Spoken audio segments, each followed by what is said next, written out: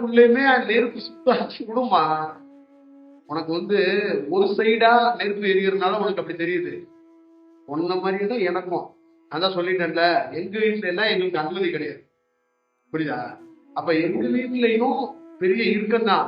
உங்க வீட்டுல 4 சுவரு, எங்க வீட்டுல 3 சுவரு. எனக்கு இன்னொரு சுவரு வைக்கவே இல்லை, காசு இல்லை. புரியுதா? இப்ப காற்றை நான் வெளியில காற்றே வா வா வான்ல அந்த ஊருக்குள்ளே அந்த கிராமத்துக்குள்ளேதான் சுத்திக்கிட்டு இருந்தேன். அப்ப கிராமத்துக்குள்ள சுத்தும் போது எனக்குள்ள எல்லாம் என்ன பெரிய மெடலா கொடுத்தாங்க. நீ நாட்டு பரவாயில்ல, நீ எங்க இருக்கிறப்ப புருஷ வீட்டுல இருக்கிறியா, எங்க இருக்க? நான் மாமியார் வீட்டுல இருந்தேன், என்னெல்லாம் எப்படி திட்டுவாங்க நீ ஏன் சொல்லு. காலைல டீ குடிக்க போனேன், ஏன்னா மாப்பிள்ள வந்தீங்கன்னா 2 நாள் இருக்கணும், போயிடணும், ஏன்னா இங்கே இருக்கீங்க அப்படிம்பாங்க. அப்ப நம்ம என்ன பண்ணணும்? நம்ம அதெல்லாம் தாண்டி தானமா வந்தோம். அப்ப நாம இருந்த பகுதி காவேரி கரை. அந்த காவேரி கரையில நமக்கு தியானம் நல்லா வந்துருச்சு. அப்ப அங்க அது மாமியார் வீடு, அங்க சூழல் சரியா இல்லை. அடுத்தது கஷ்டம், குடும்பத்துல கஷ்டம், சுத்தி இருக்கிறவங்க புரிஞ்சுக்க மாட்டாங்க. தியானம் தான் என்னன்னு தெரியாது. அவங்களுடைய தியானமே குலதெய்வத்துக்கு கடை வைப்பாங்க, குலதெய்வத்துக்கு பொங்கல் வைப்பாங்க. அந்த இது என்னது, பிள்ளையருக்கு ஒண்ணு வந்துருமே வாரம் சங்கட சதுர்த்தி வந்துச்சுன்னா வெள்ளை சுண்டலையும் கருப்பு சுண்டலையும் அவங்ககிட்ட வந்துருவாங்க துணி அடிக்க. இவங்க அடுத்தது இந்த சபரிமலைக்கு மாலையை போடுறது. இந்த மாதிரிதான் வழிபாடுகள். அப்ப சுத்தி எதுவுமே கிடையாது, எல்லா சூழலும் கிடையாது. வீட்டுல மீன் குழம்பு கொதிக்கலைன்னா வீட்டுல வெட்டிடுவாங்க. அந்த மாதிரி ஒரு சூழல்ல பேக்ரவுண்ட்ல தான் நம்ம வளர்ந்தோம். அப்ப குழந்தைங்க, மனைவிக்கு, வீட்டுல இருக்கிறவங்களுக்கு எல்லாம் தேவையை பூர்த்தி செய்ய முடியாது. இந்த தியானம் நம்மளை தலைகளை அடிக்க வைக்கும். அப்ப நம்ம என்ன பண்ண முடியும்? தெரியாமதான், அவங்களுக்கு தெரியாமதான் தியானம் பண்றது. புரியுதா? நீ நினைக்கிற மாதிரிலாம் கிடையாது. துணி துவச்சோம், மாடு மேய்ச்சோம், மானம், சூடு, சொரணை, வெக்கம் இதெல்லாம் உதிர்த்துட்டு தான் தியானத்துல ஜெயிச்சோம். புரியுதா? உலகத்திலேயே எவ்வளவு கீழ்நிலையில இருக்கிற மனிதர்கள், கீழ்நிலையில இருக்கிற பேச்சுகள்லாம் கேட்டுதான் தியானத்துல சாதிச்சோம். நமக்கு யாரும் விடல் கொடுக்கல. ஐயோ நீங்க தியானம் பண்ணுங்க மழை வரும் அப்படின்னா யாரும் சொல்லல. எல்லா சூழல்களையும் கடந்துதான் வந்தோம். புரியுதுங்களா? அப்ப நீங்க பார்த்துக்கணும், இறைவனாகப்பட்டவன் எல்லா ஞானியும் துன்பமா துயரத்துல இருந்துதான் தியானத்துல இருந்து வருவான். அவனுக்கு சாதகமா எதுவுமே இருக்காதுமா. ஒரு நாள் இந்த உலகமே அவனுக்கு சாதகமா மாறும். விவேகானந்தர் ஒருத்தர் இருந்தார் இல்லையா, தெரியுமா தெரியாது? அவங்க அம்மா என்ன சொல்லிச்சுன்னு உனக்கு தெரியுமா? என்ன சொல்லிச்சு? ஒரு மோசமானவன் ராமகிருஷ்ணன், ஒரு பெரிய லூசு, அவனை போய் பார்க்காத, அவர் தான் இன்னைக்கு பெரிய கடவுள். ராமகிருஷ்ணனுக்கோ விவேகானந்தருக்கோ இன்னைக்கு எவனுக்குமே சாதகமா தன்னோட வீட்டுல இருந்து பதில் வராது. புரியுதா? சாதகமா வரலன்னா சந்தோஷப்பட்டுக்க. அப்பதான் என்ன மாதிரி ஒருத்தனை பார்க்க முடியும். புரியுதா? நெருக்கடி இருந்தாதமா தியானம் வரும், கண்ணீர் இருந்தாதமா தியானம் பிச்சுக்கிட்டு வரும், சோகம் அதிகமா இருந்தாலும் பொருளாதார வேகமா வருவான். நம்ம கடவுளுக்கெல்லாம் சந்தோஷம் இருக்கிறத வரமாட்டாங்கம்மா. எங்க வறுமை இருக்கோ, எவன் அழுதுகிட்டே இருக்கானோ அங்கதான் உட்காந்துருப்பான். புரியுதா? கடவுள் உன் வீட்டுக்கு வரணும்னு நீ ஆசைப்பட்டனா கொஞ்சம் அழுதுங்க, கொஞ்சம் சோகமா இருந்துங்க. ரொம்ப சந்தோஷமா இருந்தா கடவுள் வரமாட்டான், எவனாலும் குடுகுடுப்புக்காரன் தான் வரும். நீ பார்க்கணும், கவலைப்படாத, அழுகாத, கண்ணுலே ஃபீல் எல்லாம் பண்ணாத, நடக்கும். புரியுதா? வானத்துல இருந்து மழை பெய்யட்டும், கண்ணுல இருந்து மழை பெய்யாம கொஞ்சம் பார்த்துக்க. புரியுதா? சரிதானே? கவலைப்படாத. கணவர்லாம் இன்னைக்கு இப்படி இருக்கலாம், நாளைக்கு ஒரு சூழல்ல உனக்கே பிஏவா மாறி நீ சாமியார் ஆயிரு, அவங்களுக்கு பிஏவா ஆக்கி தர்றது. ஓகேவா? பிஏவா ஆக்கிட்டா மேனேஜர் ஆக்கிட்டா நான் சொன்னா ஆங்கிடுவேன். கணவர் ஓகேவா? இல்ல வேற யாராவது அடிஷனலா வேற ஏதாவது உங்க வீட்டுல மாத்தி விட்டா நீ நல்ல ஒரு ஃபேமஸ் ஆயிரு. கேரளாவில் ஒரு அம்மா இருக்கு இல்லையா, அந்த மாதிரி ஆயிடுறியா? கவலைப்படாத, இன்னைக்கு இருக்கிற மாதிரியே நாளைக்கு வாழ்க்கை இருக்கும்னு நினைக்காத. சரியா? கணவர் தான் டோக்கன் போடுறாரு, 7ஆம் நம்பர் டோக்கன் உங்களுக்கு, என் மனைவியை போய் பாருங்க. சுவாமி என் மனைவி சொல்ல முடியாது, தாயை போய் பாருங்க. சரியா? இந்த மாதிரி ஒரு சூழல் வரும், கவலைப்படாத. ஃபீல்லாம் பண்ணாதம்மா. வாழ்க்கையில நமக்கு எல்லாம் கஷ்டம்னு ஒண்ணு வருதுன்னா நம்ம நல்லது நடக்க போகுதுன்னு அர்த்தம். சரியா? கவலைப்படாத, அதை பத்தி யோசிக்காது. சும்மா சாதாரணமா நான் சொல்லலம்மா, அதுல இருந்து கடந்து வந்தவன், அதுல இருந்தவன், அதுல வாழ்ந்தவன், அதுக்குள்ளேயே உழந்தவன், அதுலயே ரொம்ப கடந்து வந்திருக்கேன். புரியுதா? ஒரு தவளைக்கு தெரியும் ஒரு கிணத்தோட தண்ணியோட செயல் என்னன்னு மாதிரி நான் தவளையா இருந்திருக்கிறேன். அதனாலதான் சொல்றேன். பார்த்து வேற யாரும் என்ன கேட்டா? நீங்க என்ன கேட்டீங்க? தியானத்துல சமயத்துல சில இடங்கள்ல அழுத்தமா ஆயிரும். சுவாசம் ஃப்ரீயா பிரிஞ்சு போகாது. அதுக்கு சில காரணங்கள்லாம் இருக்கு. அது சில காலகட்டங்கள் அப்படிதான் இருக்கும். சில காலகட்டங்களுக்கு அப்புறம் தன்மைகள் மாறும். புரியுதுங்களா? ஒரு அழுத்தம் ஏற்படுறது சகஜம்தான். அது எல்லாருக்கும் நடக்கும். அது நிரந்தரமா இருக்காது. அது ஒரு நாள் மாறும். ஓகேங்களா? சரி, வேற என்ன கேட்டீங்க? நீங்க என்ன கேட்டீங்க? இயல்பா இருக்கிறது என்னன்னா, இப்போ ஒரு வறுமை வந்துச்சுல்ல, இந்த வறுமையில ரியாக்ட் பண்ணக்கூடாது. ரியாக்ட் பண்ணீங்கன்னா நீங்க தியானத்தை ஜெயிக்க முடியும். நீங்க அழுத்தீங்கன்னா மனம் பாழாயிடும். மனம் துஷ்பு நூற நொறுங்கிடும். அப்ப என்ன மாதிரி ஒரு ஆளை ஒருங்கிணைக்க முடியாது. புரியுதா? என்ன ஒருங்கிணைக்கணும்னா கண்ணாடியா இருக்கணும். உடஞ்ச கண்ணாடியை வச்சுட்டு என்ன எப்படி ஒருங்கிணைப்ப? இதான் இயல்பு. புரியுதுங்களா? அந்த இயல்பு பண்ணணும். எங்க அப்பா பெரிய சாராயத்தை வச்சுட்டு ஒரு நாள் என்னை போட்டு அடி அடிச்சிட்டாரு. ஒரு ஓட்டு வீடு அடிச்சுட்டு என்ன பண்ணிட்டாருன்னா, வெளியில திண்ணையில பாய வச்சு படுத்திருக்கிறாரு. நான் சொல்றது 36 ஆண்டுகளுக்கு முன்னாடி சொல்றேன். அடியோடு என்ன அடிச்சிட்டாரு. வீட்டுல நான் மட்டும்தான் இருப்பேன். எங்க வீட்டுல யாரும் இல்லை. வீட்டுக்குள்ள நான் இருக்கிறேன். 2 ஆள் வெளியில பாய வச்சு படுத்திருக்கிறார். இப்ப அழுதுட்டு வெளியில போக முடியல. அவன் தாண்டிதான் போகணும். திருப்பி வெளியில போனா அடிப்பாருட்டு உட்கார்ந்து இருக்கிறேன். அப்ப சிமிலி விளக்கு எரியுது. எனக்கு வலி தாங்க முடியல. கண்ணீர் வருது. அப்ப என்ன நினைச்சதே தெரியல. என்னுடைய உருவத்திலிருந்து ஒரு நிழல் வெளிப்பட்டு, நிழலுக்குள்ள அந்த சிமிலி விளக்குல வெளிச்சத்துல என்னுடைய நிழல் செவுத்துல தெரியுது. மண் வீடு, மண் செவரு, ஓட்டு வீடு. அப்ப தெரியும் போது அந்த அந்த நிழல் ஆடுறதை பார்த்துட்டு எனக்கு சந்தோஷமாயி நானும் ஆடுறேன். அந்த நிழல் ஆடுது, அதே மாதிரி நானும் ஆடிட்டு, அந்த நிழல் எப்படி ஆடுதோ அதே மாதிரி நான் ஆடி ஆடி அந்த நிழலை பார்த்துக்கிட்டே இருக்கிறேன். கடைசியில நான் ஆடுற மாதிரியே அந்த நிழல் ஆடுதுன்னு ஆடிக்கிட்டே இருக்கிறேன் பயங்கரமா. படுத்திருந்த மனுஷன் என்னையே மறந்துட்டு ஆடிக்கிட்டு இருக்கேன். படுத்திருந்தவன் எதிர்த்து வந்தாருங்க அப்பா. என்ன அடி அடிச்சு திரும்பி ஆடி அப்ப அடிய வாங்கி திரும்பி வெளியில ஓடிட்டேன். அப்ப அவர் என்ன சொன்னார்னா, எனக்கு உன்னை அடிச்சது நீ செஞ்ச தப்பு கூட எனக்கு ஞாபகம் இல்லை. ஆனா அடிச்சதுக்கு அப்புறம் உன்னை ஆடினான் பாரு, அதனாலதான் எனக்கு கோவம். அப்ப நீங்க என்னன்னா, இதுதான் இயல்பு. அப்பா அடிச்சது அப்பாவுக்கு சாப்பிட விடல, அப்பாவை நினைச்சு ஃபீல் பண்ணல. அந்த அந்த அந்த இடத்துல அந்த பிரசன்ட்ல ஒரு வந்துச்சு பாருங்க. அந்த இயற்கையா தன்னை அப்படி மாட்டி விட்டுச்சு பாருங்க போக்க. அப்படி இல்லைன்னு கண்ணை கூட எடுத்து அவர் மேல தூக்கி எரிஞ்சிட்டு போயிருக்கோம்ல. அந்த இயற்கையா ஒரு போக்கு மாத்துறது இருக்குல்ல, இதுதான் வேணும். இது இருந்துச்சுன்னா நீங்க வளருவீங்கன்னா இருக்கும். அப்ப கோபம், வெறி, நமக்குள்ள சோகம் இதெல்லாம் வரும்போது இதை தனிச்சுக்கணும். அதை வச்சுக்க கூடாது. அதை வெளிக்காட்டிக்க கூடாது.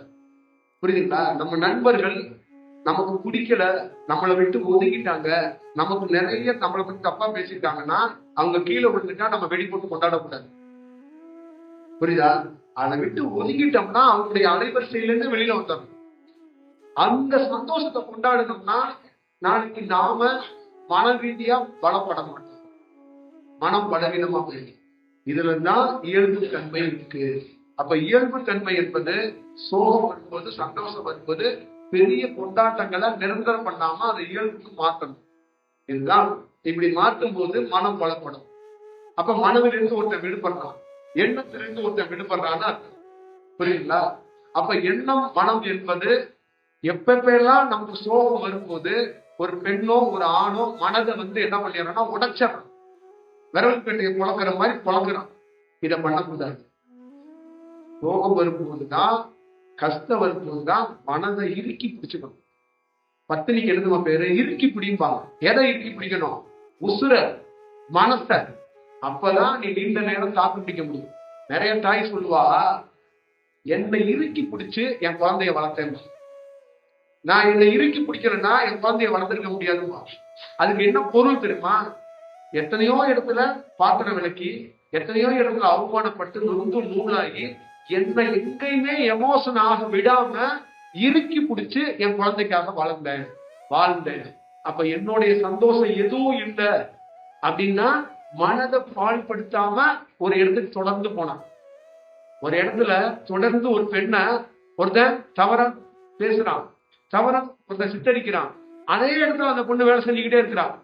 காரணம், அவன் எல்லாத்தையும் மறந்து தன்னுடைய குடும்ப சூழலுக்காக போய்கிட்டே இதான். அப்ப மனம் பாழ்பட்டுச்சுன்னா, மனம் எமோஷன் ஆனிச்சுன்னா செய்யும். அப்ப அதுதான் அவங்க தியானம் பண்ற ஒவ்வொருத்தருக்குள்ளேயும் நமக்கு சாதனமா எப்பயுமே எதுவும் நடக்காது. நான் தான் சொல்றது, உங்களுக்கு பீக் டைம்ல ஒரு 10 வருஷம் இருக்கு. யாருக்கா இருந்தாலும் சரி, ஆன்மீகமும் சரி, வாழ்க்கையில காசு பணம் சம்பாதிக்கிறதுலயும் சரி. அதே மாதிரி பீக்ல மிக மோசமான பீக்குன்னு ஒரு 10 வருஷம் இருக்கு. நீங்க அழுகணும், நீங்க மிக மோசமா கஷ்டப்படணும், உங்க உடல் ரீதியா பாதிப்படையணும், இல்லைன்னா குழந்தை மனைவி உடல் ரீதியா பாதிப்படையணும். இந்த மாதிரி 10 வருஷம் நடக்கும் போது நீங்க இது ரெண்டையும் கையாளுற விதம் இயல்பா இருக்கணுங்கிறாங்க. இது ரெண்டையும் இயல்பா கையாண்டுட்டீங்கன்னா உங்களுக்கு இறைவனோ ஞானமோ சாதாரணமா கையாள முடியுங்கிறாங்க. ஈஸியா கையாண்டலாங்கிறாங்க. அதான் விஷயம். இப்ப இந்த ரெண்டையும் கையாள தெரியலன்னா தத்தளிச்சிருங்க. ஒரு தண்ணியில விழுந்த கட்டறுப்பு மாதிரி நீங்க மேந்துக்கிட்டே கிடப்பீங்க. எத்தனை இலையெல்லாம் நான் பறிச்சு போட்டு எத்தனை கட்டறுப்பு தான் காப்பாத்த சொல்லுங்க. அதான் விஷயம். அப்ப இயல்பா இருந்தா ஒரு அலையில அப்படியே கரைக்கு வந்துருவீங்க எறும்பு. அப்ப இயல்பாக இருக்கிற ஒவ்வொரு ஆணையும் பெண்ணையும் இந்த இயற்கை காப்பாற்றும். இதான் விஷயம். அப்ப உன் வறுமைக்கு ஒரு குரு தீர்வளிக்கிறது இல்ல, உன்னோட இயல்பே தீர்வளிக்கும். உன்னுடைய எண்ணம் பெருசா வளர விடாம ஒரு விஷயத்த சிறுசா ஆக்கிட்டு போயிடும். அப்போ உன் எண்ணம் பெருசா அனுச்சுன்னா ஒரு சின்ன விஷயத்த பெருசாகிட்டே இருக்கும். ஒரு சண்டை, ஒரு ப்ராப்ளம் உன்னை குறை சொல்றாங்கன்னா நீ விளக்க உரை கொடுக்காது. கொடுக்குற இடத்துல கொடு, சில இடத்துல தவிர்த்துரு. நீ யாருங்கிறத இயற்கைக்கு உண்மையா தெரிஞ்சா போதும். மனிதர்களுக்கு தெரிஞ்சு உன்னை ப்ரூவ் பண்ண வேண்டிய அவசியம் இல்லை. ஏன்னா அங்க நீ கலங்கப்படணும்னு இருந்துச்சுன்னா நீ கலங்கப்பட்டுதான் ஆகும். அது தெரிய வேண்டிய நேரத்துல தெளிஞ்சிடும். அதுக்கு நீ ஓவர விளக்க உரை கொடுக்குறேன்னு சொன்னா அந்த நேரத்தில் நீ என்ன கொடுத்தாலும் அவங்க ஏற்றுக்க மாட்டாங்க. அதனால அதை பார்த்துக்க. வேற என்ன கேட்கணும்? நீங்க என்ன கேட்டீங்க? தெய்வீக கனவு. தெய்வீக கனவுலாம் என்னன்னு கேட்டீங்கன்னா, இந்த வெள்ளிக்கிழமை சனிக்கிழமை எல்லாம் வீட்டுல சாம்பிராணி கொடுக்கணும்ல, அந்த மாதிரி நீங்க இப்பதான் தியானத்துக்குள்ள இறைவனை பார்க்கறதுக்கு, இறைவனை நினைக்கிறதுக்கு ஒரு வாய்ப்பு உருவாக்கி கொடுக்குறாங்க. அப்ப இந்த மாதிரி தெய்வீக கனவுகள் எல்லாம் எதுக்குன்னா, நீ உள்ள வாப்பா, அதுக்கப்புறம் தான் உன்னை வச்சு அடிப்பேன், நீ இப்ப ஓப்பனிங்க வந்துரு, அதுக்கப்புறம் நான் வெவ்வேறு விதமான கனவுலாம் உனக்கு காட்டுவேன் அப்படிங்கிறது தான். நீங்க ஃபர்ஸ்ட் தெய்வீகமா உள்ள போயிருங்க, அதுக்கப்புறம் நம்ம பார்த்துக்கலாம். சரியா? எப்பயுமே வாழ்க்கையில எல்லா விதமான செயலும் நடக்கும். அப்ப நம்மளுடைய வடிவம் என்னன்னா, ஒரு தேடுதல், ஒரு அலைவரிசையோட செயல்ல அது விஷுவலா கன்வெர்ட் ஆகி அது கனவா வரும். உலகத்துக்குள்ள இருக்கிற விஷயம். இப்ப அதையும் நம்ம என்ன பண்ணணும்னா பார்த்து ரசிச்சுட்டு விட்டுட்டு அடுத்ததுக்கு போயிடணும். கனவை பிரேம் பண்ணி வீட்டுல போட்டோவா மாட்டக்கூடாது. சரிதா? இல்லைன்னா கழுத்திலே மாட்டிக்க கூடாது. இல்லைன்னா கூட பெரியவர் இருக்காருன்னா அவர் காதிலேயே ஓதிக்கிட்டு இருக்க கூடாது. நீங்க என்னவா கேட்டீங்க? தர்மம் பண்றது. தர்மம்னா என்னன்னா, நீங்க தர்மம் எல்லா நேரத்திலையும் எல்லாரும் பண்றதை தாண்டி தர்மம் எப்படி நடக்கணும் அப்படின்னு கேட்டீங்கன்னா, முதல்ல தர்மமா நாம இருந்தாதான் தர்மமே பண்ண முடியும். தர்மமா நாம இல்லாத போது நாம தர்மம் பண்ண முடியாது. அப்ப நாம தர்மமா எப்ப இல்லை அப்படின்னா, பொண்டாட்டிக்காக, பிள்ளைக்காக, நோய்க்காக, தொழிலுக்காக, பிறந்த நாளுக்காக, கல்யாண நாளுக்காக நாம தர்மம் கொடுக்கும் போது அது தர்மமா இருக்காது. தர்மம்ங்கிறது என்னன்னா, பசித்தவன அந்த இடத்துல பார்த்தவன சோறு கொடுக்கணும். அந்த இடத்துல அந்த ஆன் ஸ்பாட், பசியா சாமி பசிக்கு அங்கேயே சோறு வாங்கி கொடுத்தாரு, அதான் தர்மம். அந்த ஆன் ஸ்பாட்ல ஒண்ணு நடக்குது இல்ல, அது பேர் தான் தர்மம். அதே மாதிரி எதிர்பார்ப்பு இல்லாம ஒரு வேலை செஞ்சாரு. அந்த ஒரு எதிர்பார்ப்பு இல்லாம ஒரு பிரசன்ட் நீங்க எப்ப பண்றீங்களோ அப்ப நீங்க தர்மத்தோட இருந்தா தர்மம் நடக்குங்கிறான். அப்ப அங்க தர்மம் நடக்கணும்னா உனக்குள்ள தர்மமா நீ தர்மவானம் மாறணும். அந்த மாதிரி ஒரு சூழல் நடக்கும். அப்ப ஒரு குரு எண்ணம் இல்லாதனால அவர் இடத்துல தர்மம் நடக்கும், அவர் இடத்துல சோறு போடுறாங்க, அவர் இடத்துல நிறைய நல்லது நடக்கும். அப்ப ஏன்னா அவருக்கு நம்ம இதெல்லாம் செஞ்சோம்னா நமக்கு புண்ணியம்னு அவர் செய்யறதே கிடையாது. அப்ப அவருக்கு புண்ணியம் பாவம் எல்லாம் மைண்ட்லயே கிடையாது. ஒருத்தரோட பசியை தான் பாக்குறாரு, புண்ணியத்தை பார்க்கலாம். இப்ப நீங்க இருக்கிறீங்க, உங்களோட கண்ணீரையோ கஷ்டத்தையோ தான் பாக்குறாங்க. உனக்கு ஏதாவது செஞ்சா எனக்கு என்ன கிடைக்கும்னு நான் பார்க்கலையே. அப்ப இது தர்மம் இருந்தா தானே வரும். இதுதான் விஷயம். அப்ப நீங்க தர்மம்ங்கிறது உங்களுக்குள்ள நீங்க தர்மமா மாறிட்டு தர்மம் செய்யணும். அது மாறுறதுக்கு ஒரு சூழல் உருவாகும். அப்ப உண்மையான தர்மம் என்னன்னா ஆன் ஸ்பாட்ல நடக்குது பாருங்க, அதுதான் தர்மம். நீங்க ஒருத்தர் யாரையாவது பார்த்த உடனே ஒரு வேலை செஞ்சிடுறீங்கல்ல, செஞ்சுட்டு அப்படியே விட்டுட்டு வந்துரு, அதை பெருசுபடுத்தாதீங்க, அவ்வளவுதான். சரிதானே?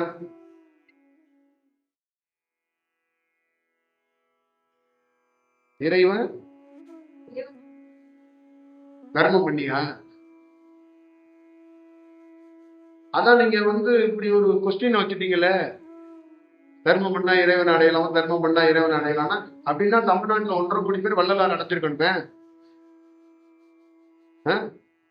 நீங்களே சொல்லுங்க. தர்மம் தர்மம் பண்ணிட்டு தானே இருக்காங்க, 3 வேளையும் சோறு போட்டுட்டு தானே இருக்காங்க. அப்ப ஏன் அடையல அப்படின்னா, அப்ப இறைவனை நீங்க அடையறதுக்காக ஏதோ ஒரு திட்டமிட்டு ஒரு பணி செய்றீங்கன்னு அர்த்தம். அங்க திட்டமே இருக்கக்கூடாதுங்க. இறைங்கிறது, இறை பணிங்கிறது, தியானங்கிறது திட்டமே இருக்கக்கூடாது. திட்டம் எதுவுமே இருக்கக்கூடாது. இப்ப நீங்க வர்றீங்கன்னு எனக்கு தெரியுமா, உங்களுக்கு என்ன தேவையோ அதை செய்யணும், அவ்வளவுதான் இருக்கணும். திட்டம் இருக்கக்கூடாது. அந்த திட்டம் இருந்துச்சுனாவே அங்க தர்மம் கெட்டு போயிடும், தர்மம் லேட் ஆயிடும். இதான் ரொம்ப முக்கியம். அப்ப அங்க நிறைய பேர் என்ன சொல்றாங்கன்னா, நீ தர்மம் செஞ்சனா, ஜீவகாரணியம் செஞ்சனா உன் வாழ்க்கையில மிகப்பெரிய உயரத்தை அடைவ, நீ மிகப்பெரிய இறைவனை அடைஞ்சுப்ப. ஆனா எந்த ஜீவகாரியம் செஞ்சாலும், எந்த தர்மமான காரியத்தை செஞ்சாலும் உனக்கு பலன் இருக்கு, உனக்கு புண்ணியம் இருக்கு. ஆனா நீ ஒரு மிகப்பெரிய இறைவன் மாதிரி, ஞானி மாதிரி ஒரு செயலை அடைய முடியாது. ஏன்னா இறைவன் ஞானிங்கிறவன் ஒன்றும் இல்லாதவன். ஒன்றும் இல்லாதவனை நீ கமர்ஷியலா நான் போய் உதவிட்டேன், அதனால எனக்கு காட்சி கொடுறான்னு நீ போய் சொன்னா வரமாட்டான். நீ உதவணும் இல்ல, என்ன பண்ண, 3 வேளை சோறு போட்டல, உனக்கு நான் இப்ப என்ன பண்றதுமா, 100 ஆண்டுகளுக்கு அரிசி பஞ்சமே வராம உனக்கு கையை காட்டி விட்டுருவான். புரியுதா? நீ வாழ்நாள்ல தப்பிக்கவே முடியாது. சோறு போட வந்தல, சோறு போட்டுக்கிட்டே கடை. சாம்பார் வலி தூக்குனவன் சாம்பார் வலியோட ஏறிக்கணும். நீ சோறு போட்டுக்கிட்டே இருப்ப, அவ்வளவுதான். உனக்கு எல்லாம் கிடைக்கும், பேர் கிடைக்கும், புகழ் கிடைக்கும், சகல எல்லாம் கிடைக்கும். ஆனா இறைவன் வரமாட்டான், வரவே மாட்டான். இறைவனை பார்க்கணுங்கிறதுக்காக சோறு போடக்கூடாது. புரியுதுங்களா? இறைவனே சாப்பிட்றாரு அப்படின்னு சோறு போடணும். இப்ப நீ இருக்கிறன்னா, இந்த அம்மாவே பார்வதின்னு நினைச்சுட்டு நான் சோறு போடணும். புரியுதா? அப்படி சோறு போட்டோன்னா ஒரு நாள் இறைவனே உன் இடத்த சாப்பிட்டுட்டு உனக்கு ஆசீர்வாதம் பண்ணிட்டு காட்சி கொடுத்துட்டு போயிடும். அவ்வளவுதான். சரிதானே? நிறைய ஆசிரமங்கள்லயும் நிறைய மக்கள் கிட்ட இந்த மாதிரி நீங்க தர்மம் செய்யுங்க, இறைவனை அடைஞ்சிடலாம், புண்ணியம் அடைஞ்சிடலாம், உங்க பாவக்கெல்லாம் போக்கிடலாம் அப்படின்னு தவறாக உங்களை யாராவே பேசிக்கிட்டே இருக்கிறாங்க. இதெல்லாம் அப்படி இல்லை. அப்படி எல்லாம் இறைவன் என்பவன் 4 இட்லியை போட்டு கொஞ்சம் சாம்பார் ஊத்துனா வந்துருவானா? நீங்களே சொல்லுங்க, வந்துருவானா? அப்புறம் நாங்களாம் ஏன் தியானம் பண்ணிட்டு கிடக்குறோம்? 4 இட்லியே கொடுத்துட்டு போயிருக்கலாமே. நீங்களே சொல்லுங்க. அப்ப ஏன் அந்த மலை புகைகள் எல்லாம் போய் உட்காந்து ஏன் தியானம் பண்ணாங்க? அவங்க சாம்பார் வழியை தூக்கிட்டு அலைஞ்சிட்டு இருக்கலாம்ல. தாண்டி ஒண்ணு இருக்கு. இப்ப தர்மம் செய்யும் போது எப்படி இருக்கணும்னா, மனம் வேலை செய்யவே கூடாது, சுத்தமா இருக்கணுங்கிறாங்க. தர்மம் செய்யும் போது எதிரில் இருக்கிறவன் கடவுள் மாதிரி பார்க்கணுங்கிறாங்க. ஒருத்தருக்கு சோறு போடுறீங்கன்னா இறைவனுக்கு சோறு போடுற மாதிரி போடணுங்கிறாங்க. அவர் யாரும் வேணும்னு இருக்கட்டும். அன்னதானங்கிறது என்னன்னா, இறைவன் நம்ம பந்தல்ல அமர்ந்து சாப்பிடுறாரு அப்படிலாம் நினைக்கணும். இருக்கிறவங்க 300 பேருக்கு உட்கார்ந்து இருக்கேன்னா 300 பேருக்கு இறைவனா தான் பார்க்கணும், மனுஷனா பார்க்க கூடாது. அவ்வளவுதான் விஷயம். ஏன்னா இதுக்குள்ள எந்த உடலுக்குள்ள வேணாலும், இப்ப எவன் வேணாலும் ஒரு 1/2 25 நிமிஷத்துல எவனோ ஒரு சித்தர் கூட உங்க உடலுக்குள்ள பூந்து என் உரைய கேட்டுட்டு உட்காந்துருக்கலாம். கேட்கக்கூடாதுன்னு ஏதாவது சட்டம் இருக்கா என்ன? உங்களுக்கு தெரியாது. அவங்க உள்ள பூந்து உங்கள்கிட்ட உட்காந்து கேட்டுட்டே இருப்பாங்க, உங்களுக்கே தெரியாது. உட்காந்து கேட்பாங்க. மரத்துக்குள்ள பூந்து தெரியவன், நாய்க்குள்ள பூர தெரிஞ்சவன், பட்டாம்பூச்சிக்குள்ள பூர தெரிஞ்சவன், பறவைகளுக்குள்ள பூர தெரிஞ்சவன் உங்களுக்குள்ள பூர தெரியாதா என்ன? அதுதான் விஷயம். அப்ப அவனே கேட்டுட்டு இருப்பான். அப்ப நான் சும்மா இருந்தாலும் கேள்வியா கேட்டுட்டு இருக்காரு, ஒரு என்னப்பா அப்படி அப்படின்னு நான் ஒரு மனிதனா உங்களுக்கு ஹேண்டில் பண்ண முடியாது. நான் உங்களை எல்லாம் இறைவனா தான் பார்க்கணும். புரியுதுங்களா? நீங்க என்ன எப்படி பாக்குறீங்களோ தெரியல, நான் உங்களை இறைவனா தான் பாக்குறேன். சரியா? நான் உங்களை சொசைட்டி விளம்பரத்துக்குள்ள ஆடு மாதிரி எதுவும் பார்க்கல. சரியா? அதனால உங்களை உயர்வாக நம்ம பார்க்கணும். ஏன்னா எப்ப என்ன வேணாலும் யார் உடலில் யார் வேணாலும் ஒரு தெய்வீகமான ஒருத்தர் தென்படலாம், வெளிப்படலாம், உள்ளே வரலாம். அப்பொழுது இங்க இருக்கும் ஆணையோ பெண்ணையோ தெய்வீகமாக நம்ம மதித்து வணங்கிதான் நாமே ஒரு உரையை நிகழ்த்தணும், பார்க்கணும்.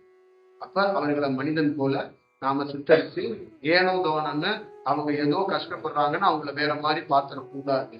பார்ப்பது நாம இல்லை, நான் பார்க்கறது கிடையாது, நான் தவிர்க்கிறேன். நான் நிறைய இடங்கள்ல நான் ரொம்ப கவனமா இருப்பேன். இந்த மாதிரி எல்லா வகுப்புகள்லையும் ரொம்ப கவனமா, அதனாலதான் யார் கேள்வி கேட்டாலும் நிறுத்தி நிதானிச்சு என் உடல்நிலை எப்படி இருந்தா கூட அவங்களுடைய கேள்விக்கு பதில் சொல்றது அவங்க வாயிலிருந்து வருதா இல்ல இறையே இந்த மாதிரி ஒரு கேள்வியை கேட்க வைக்குதாங்கிறதெல்லாம் இருக்கு, அதெல்லாம் இருக்கும். அதனாலதான் வேற யாரும் என்ன கேட்கணும்?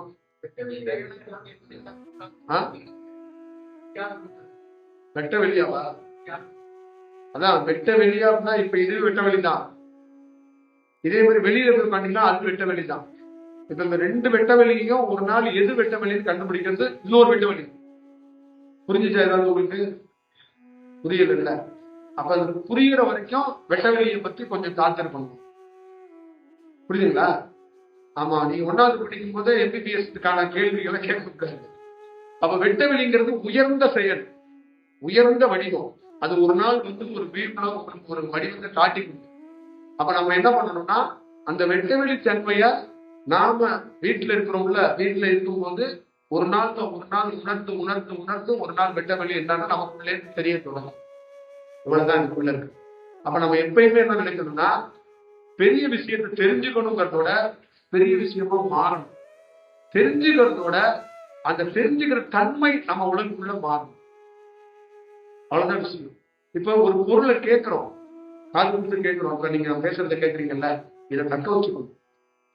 இதை தக்க வைக்க முடியாம போறதுக்கு என்ன காரணம்னா நம்ம உலக போதுமான அந்த அலைவரிசை இல்லை. அப்போ ஒரு இறை சம்பந்தமான ஒரு குருவோடைய உரைய நீண்ட நேரம் தக்க வச்சுக்க முடியல, அது நழுகி போயிருக்கு. அப்ப கோவிலுக்குள்ள போறோம், சமாதிக்குள்ள போறோம், குரு கிட்ட போறோம், ஒரு பரவசம் இருக்கு. ஆனா வீட்டுக்கு போகும்போது நழுகுது. அதையே தக்க வச்சுக்க முடியல, ஒண்ணு இருக்குல்ல. அப்ப குரு என்ன சொல்றாருன்னா, நான் உன்னோட இருக்க தயாரா இருக்கிறேன், ஆனா உன்னுடைய எண்ணமும் உன் உடலுடைய தன்மையும் என்னை ஏற்றுக்கொள்ள மாட்டேங்குது. அவ்வளவுதான் விஷயம். இப்ப நம்ம முதல்ல அந்த உரைகளை அந்த வடிவத்தெல்லாம் தக்க வச்சுக்கிறதுக்கு பார்க்கணும். அப்ப வெட்ட வெளிங்கிறது ஒரு பெரிய உயர்ந்த விஷயம். அதை தக்க வைக்கணும்னா நாம அதுக்கு மாறணும். அது வெறும் கேள்வியாக பதிலாக இருந்துட்டா அது சாத்தியமாக இருக்காது. ஆமா, அது அது ஏதோ ஒரு ஒரு ஜஸ்ட் கடந்து போற மாதிரி மாறிடும். அதுக்காக தான். வேற என்ன கேட்கணும்? யாரு இங்க இருக்கிற தியானம் பண்ற எல்லாருக்குள்ளையும் 15 நாளைக்கு ஒருக்கா கம்பல்சரி வல்லாரையை நீங்க தொகையெல்லாம் எடுத்துக்கிட்டா உங்க உடல் கொஞ்சம் சமன் பண்றதுக்கு நிறைய வாய்ப்பு. அத முறைப்படி அதை நல்லா கரெக்டா பக்குவம் பார்த்து அதை துவையல் பண்ணணும்.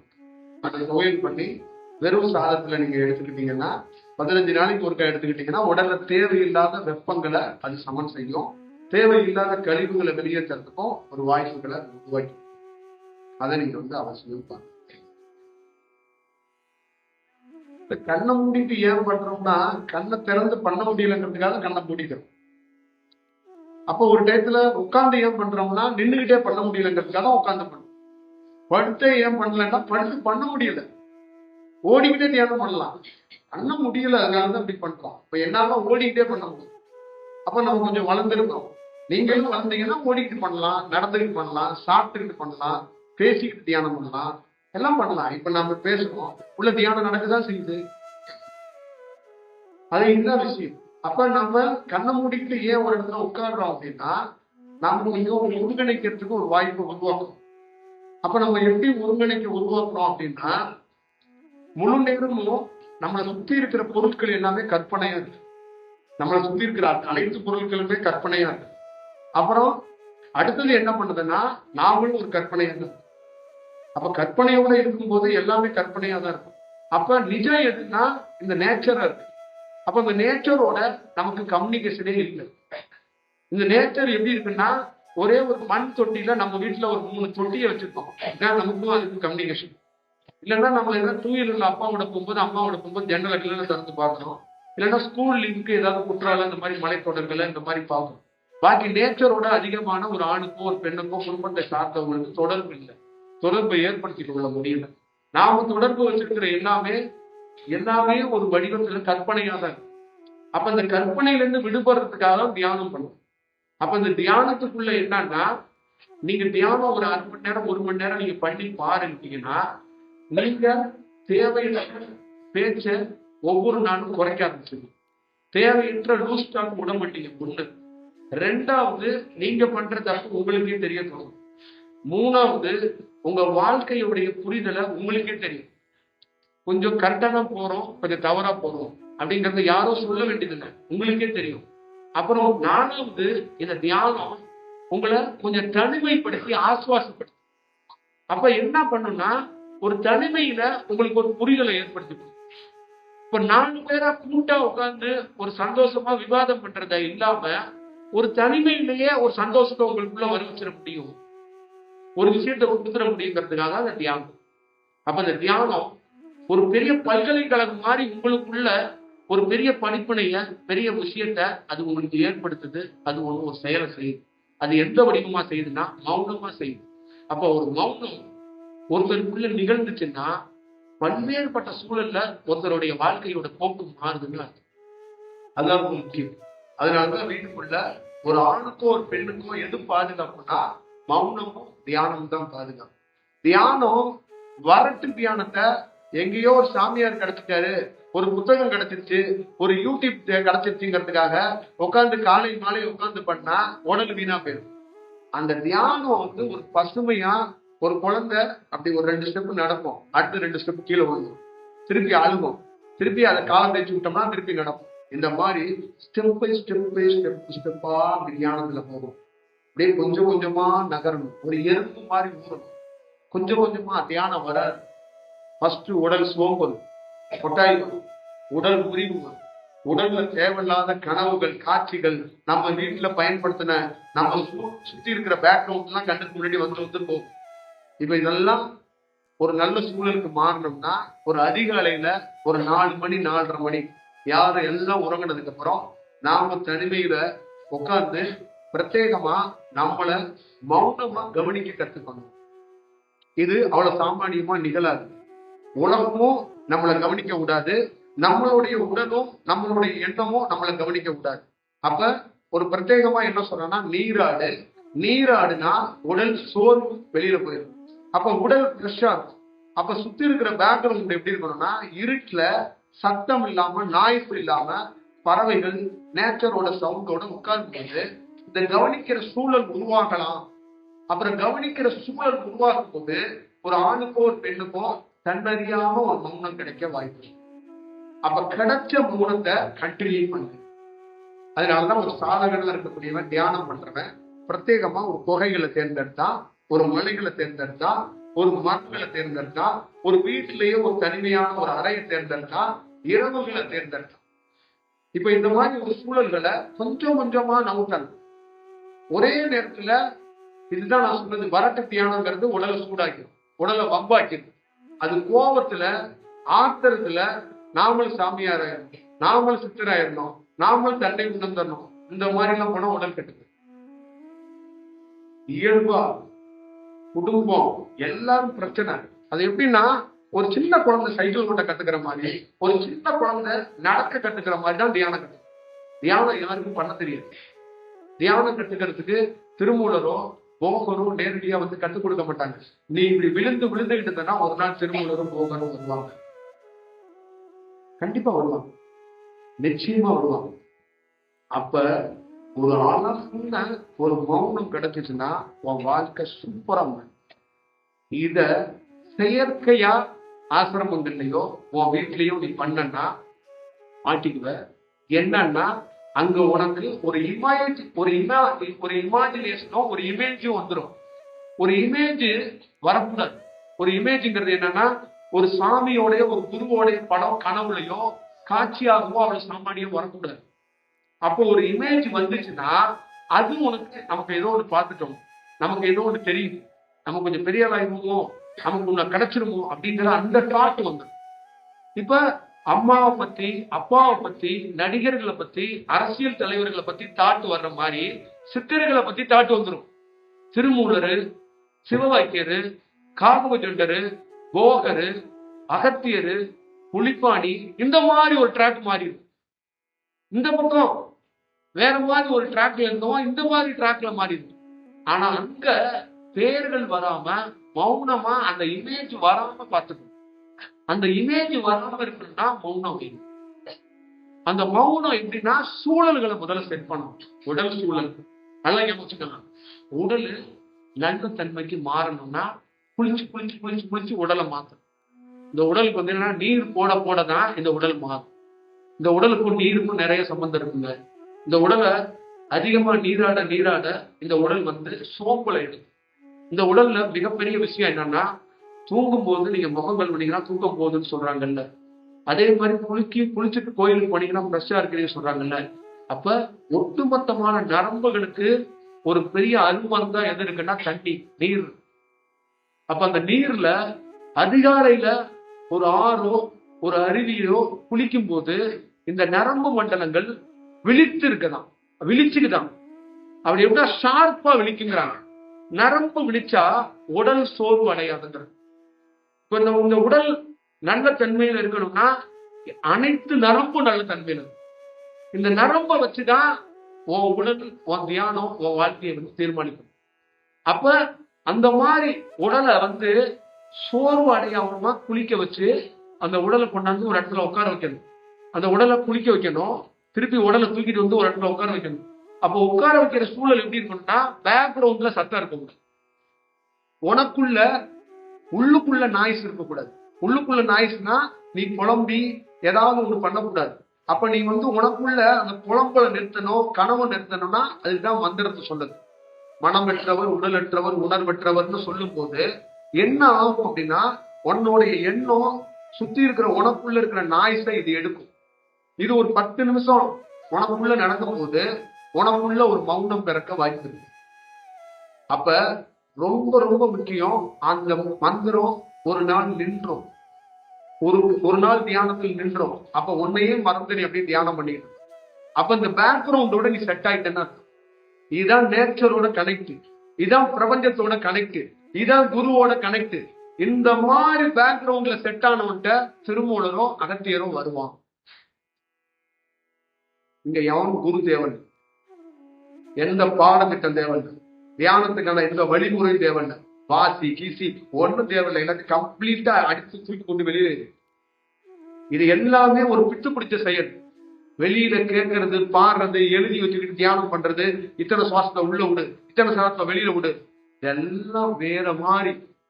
இதெல்லாம் உன்னை வந்து ஒரு மந்திரவாதி மாதிரி மாற்றி விட்டு போயிடும், ஒரு சாமியார் மாதிரி மாற்றி விட்டு போயிடும், ஒரு தீர்க்க தரிசி மாதிரி உன்னை மாட்டாது. அப்ப நீ பார்த்து, இதுதான் நாம சொல்றது. அப்ப ஒரு ஆணுக்கோ பெண்ணுக்கோ என்னன்னா ஒரு சூழலை நீ உருவாக்கு. உனக்காக சூழல் உருவாகாது. எப்ப உருவாகும்?